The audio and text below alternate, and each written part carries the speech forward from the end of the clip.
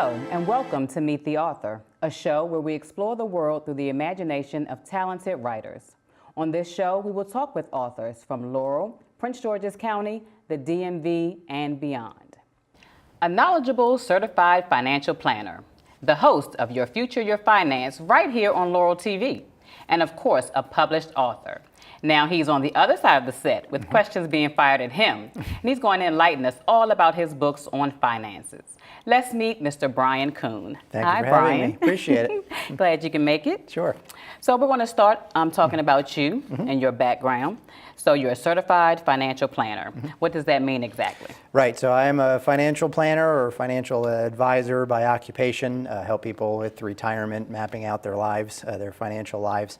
But in that industry, there's what's called a certified financial planner. It's a designation that you can go get. It's not a requirement, but some planners choose to pursue it. And it talks all about it at cfp.net or letsmakeaplan.org, but basically there's some requirements like a college degree, an exam, a certain level of experience, and then what's called a fiduciary standard of care, meaning how you communicate with your clients. Okay.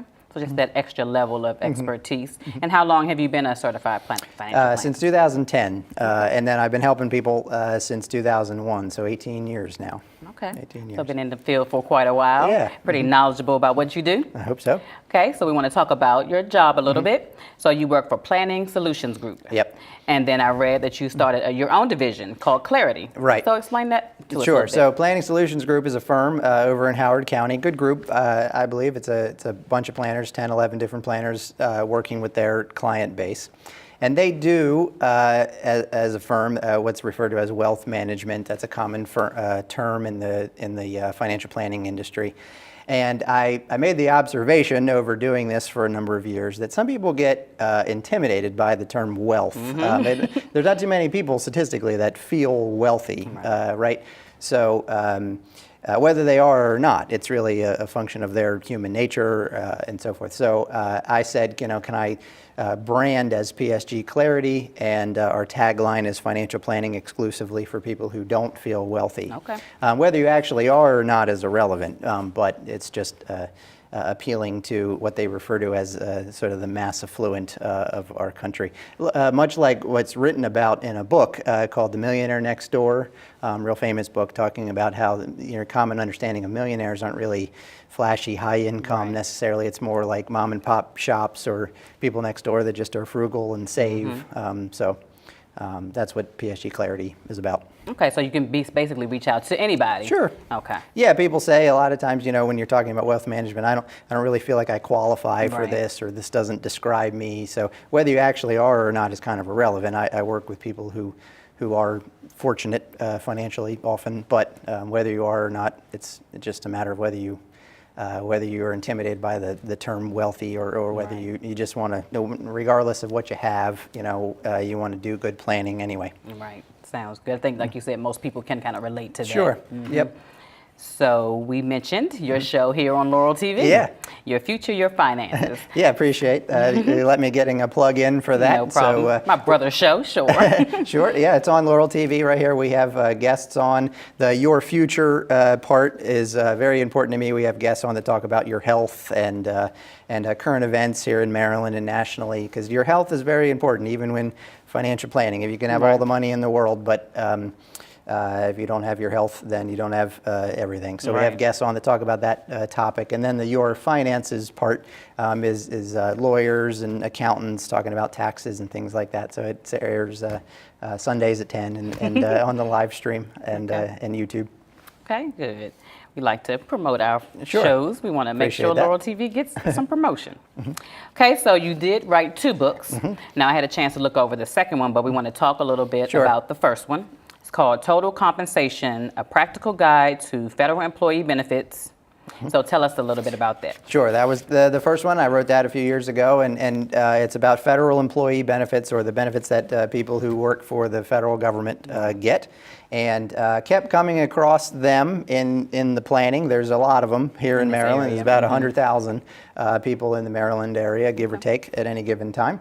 And their benefits are rather unique. They're unlike the private sector. Okay. If people are familiar with public employee benefits, they're different. There's a pension, and there's the ability to transfer between agencies and stay technically for the same employer, but you're doing something entirely different. And the leave programs and the health insurance and then Social Security, for the most part, most of them get. So I said, well, this is a large niche, and develop a niche is a good thing, and as a career move. So each chapter is a different benefit that they receive, and then I explain it. And it's been good. It's been out since 2012, and it was a lot of fun to work on. So it looks like you take a look at your client base and then based on their needs. So that's a good thing that you do. Yeah, you try to do that as best you can, specialize or be able to appeal to an audience to present like you know what you're talking about. Right. And so, so that was the goal behind the book. That's good. Like you said, in this area, I can imagine you have a Yeah. lot of clients that come through with the Fort Meade and then regular government in D.C. So. Yep. Yeah, there's a lot of them. Good. It's good to find that niche. Okay, so the next book that I did get a chance to glance at is your Personal Finance Handbook, and just like I guess the Clarity, like it kind of resonated with me because it's things that we all need to take care of. So, what made you decide to actually write a book? Sure. So you have people come in and they ask questions. And they ask questions about all sorts of different things. It's not just investing or retirement. They talk about getting their kids through college or helping their parents as they age or with their estate or budgeting or Social Security. So I thought, well, if I can write kind of a coffee table book or a handbook that just short responses to all of those questions. So I wrote down 100 different questions that I typically get asked. You have to be a little short with each of the answers. I could go on for days. It would put everybody to sleep, and that's not what you want with a book by any means. So it's a short, brief answer. But it was fun, and now it's available on Amazon. I hand it out to clients and things like that. So.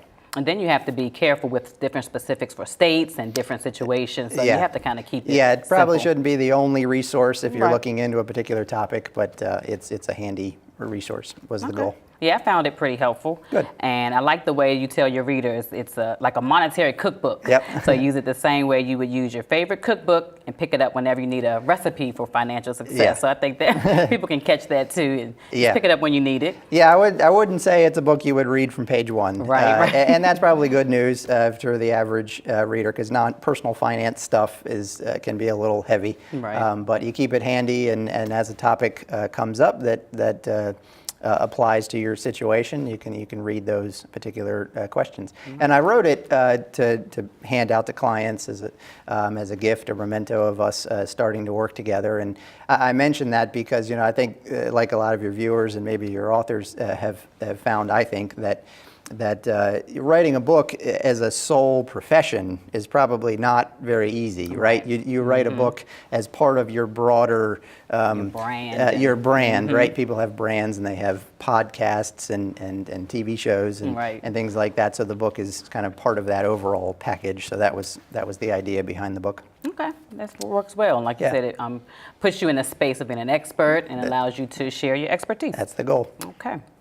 So there's a lot of information you mentioned like on different topics and then questions, and you cover a plethora of topics like where to put your money, buying or leasing a car, saving for college, the list goes on and on. So not to give away the book and go through everything, like you said, it's a lot of information. Sure. I did want to touch on a couple topics though that maybe our viewers may be interested in and we can just touch on briefly. So the first one I wanted to talk about is protecting family and finances.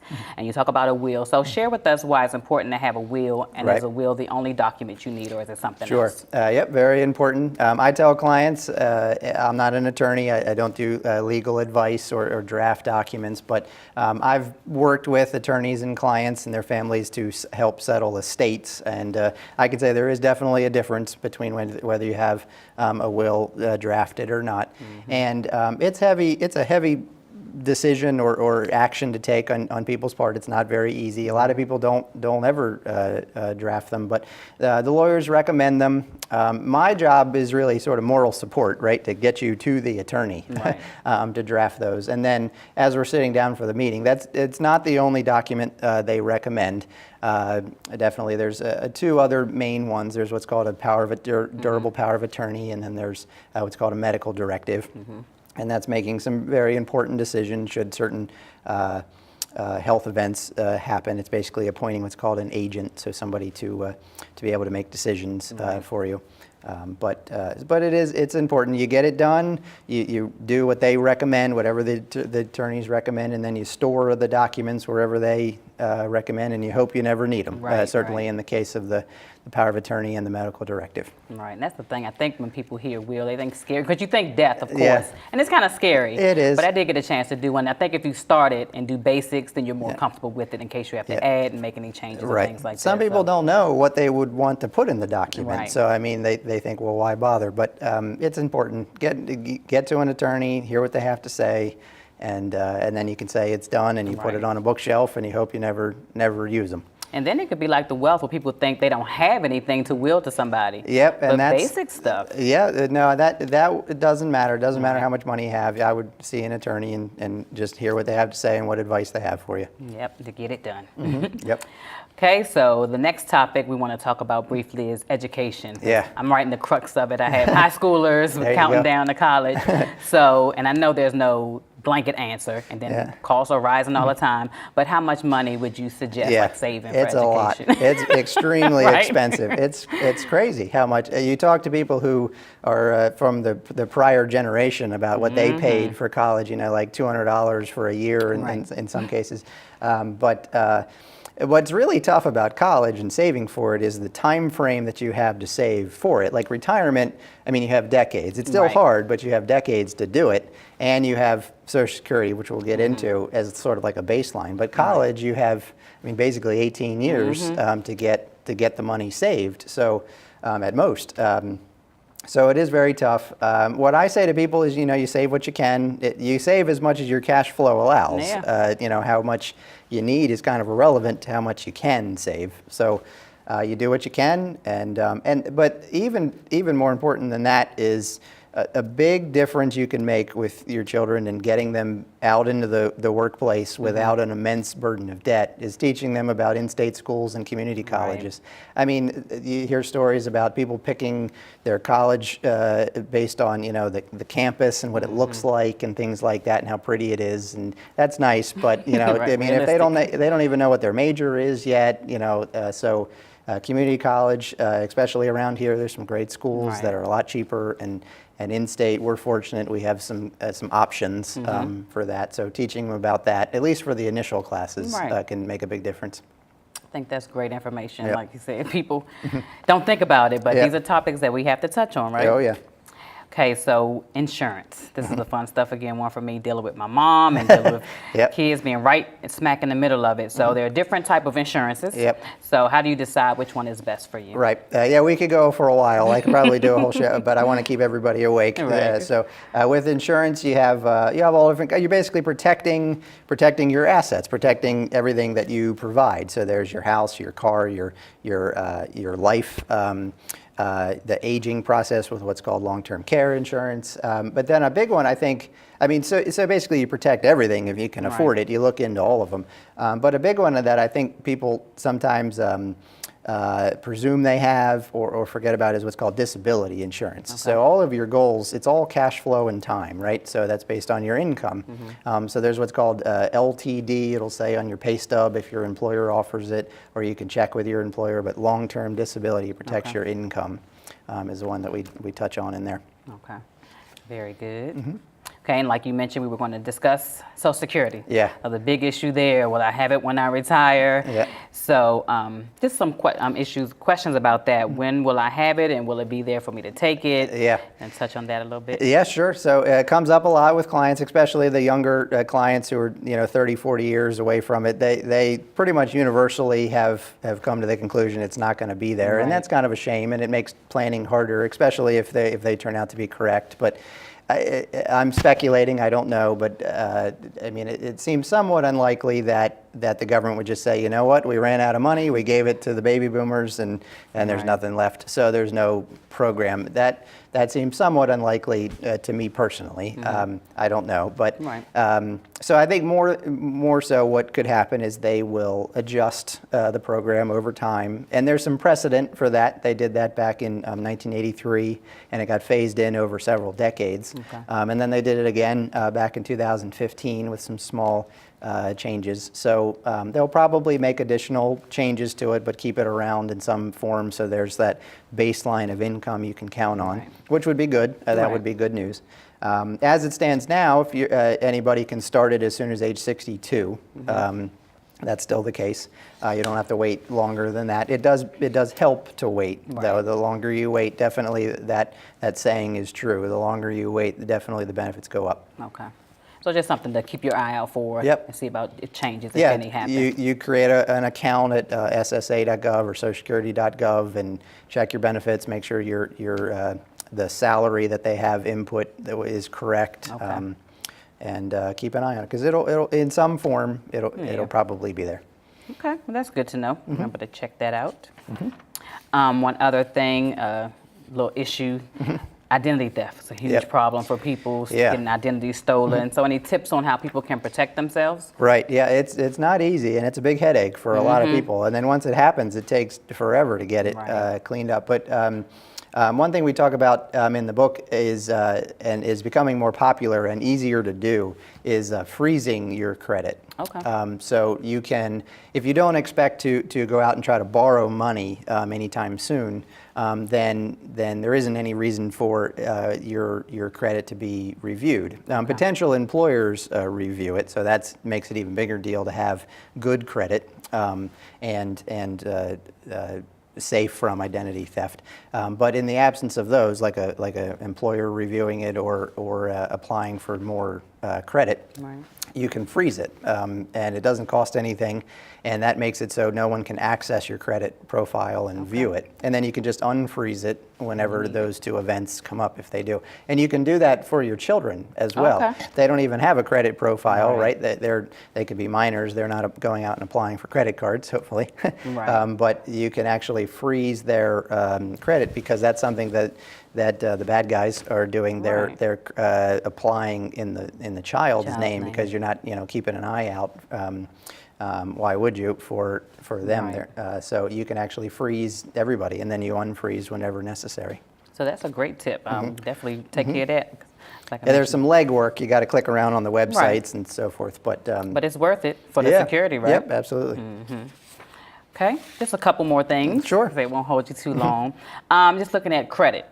What do creditors look for, and how do you determine if you're Right. credit worthy? Yeah, there's a little bit of a secret sauce to the formula of getting good credit, but it's not as complicated as one might think. It's not easy, but there's the basic stuff: paying bills on time, keeping your balances low relative to the limit. So, Okay. like if you have a card and they gave you a $5,000 limit. It was kind of arbitrary. You didn't have any intention of spending that much money, but that's just the limit on the card. Right. So keeping whatever the balance is to the limit a large difference. Okay. That's apparently good for your credit profile. But having really good credit, they look at your combination of borrowing. So like there's car loans, there's equity lines, there's mortgages, there's credit cards. So having like a combination of those things.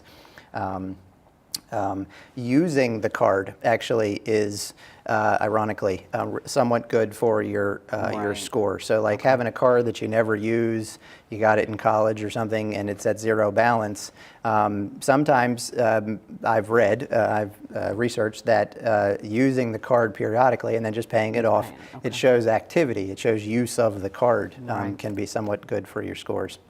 And then I've been looking to debt to income ratio, like how Yep. much money you make Yep. and how much debt you have, because that's a big one for me. Yep, as long as the ratios are good, you want space between what you're borrowing and what you're using of that debt. That helps. Right. That helps your scores. Yep.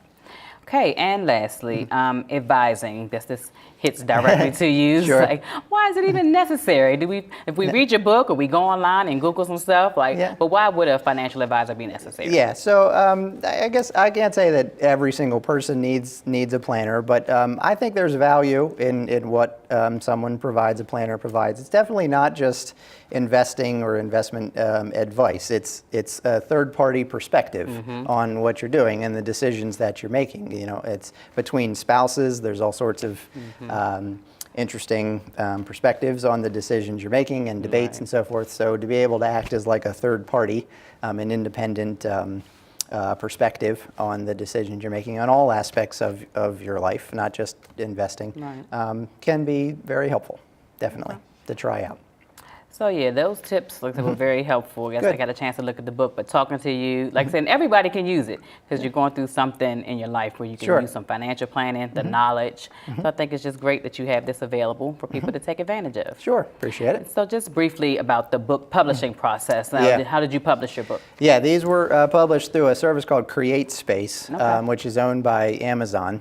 So they're self-published. And CreateSpace got rolled into Amazon's services now, but as I understand it. But CreateSpace allows you to, they format the book, they design the cover, and then they put it right up on Amazon. And it's pretty straightforward. It's relatively inexpensive. Traditional publishers, you know, if you work at it and hope it turns out, can still find you, you know, and make you famous and distribute the book all over the place. But in the meantime, you know, having a book out is all about marketing yourself. Even if it's a traditional publisher, if they're taking the risk on you, they want you to do the legwork of really distributing the book and getting it out there. So if you're going to do that anyway, then self-publishing is definitely becoming more of an option because you retain ownership, you keep more of the sales of the book. With CreateSpace, you set your own list price. You can buy it at cost. You know, so it was a great experience, I think. So you gave my whole publishing spiel. So that's good information about the self-publishing process. Yep. Okay, so was there anything else you'd like to share? We can. I think that I appreciate having me on the show. My website is psgclarity.com. People can, or on Amazon, you can search for Brian Kuhn. The book should come up. So appreciate having me on the show. And I appreciate you coming. Like I said, very good information. I hope someone can at least get a little bit from it. From all different types of financial avenues. So hopefully it brings you more clients. Sure, yeah, absolutely. So thank you, and we'll hear more back from you. All right, very good. All right. We'll be right back.